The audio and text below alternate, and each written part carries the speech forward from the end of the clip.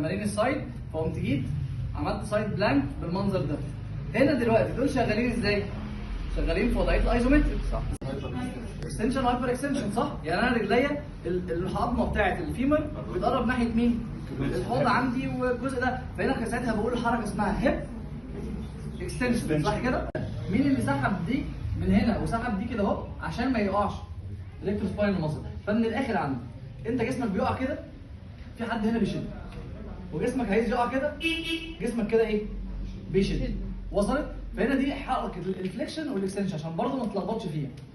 فما بينهم ممكن برضه يحصل بعض الايزومتريك كونتراكشنز اللي هو الثبات. في الفيمر واحده فيهم نزلت في التبن، جميل كده؟ فتعالى مثلا لما تبص على الخلف، لما بتلاقي نفسك انك بتلعب ازاي؟ بتلعب كده، صح؟ بص ان هنا عملت ايه؟ انت هنا قربت مين؟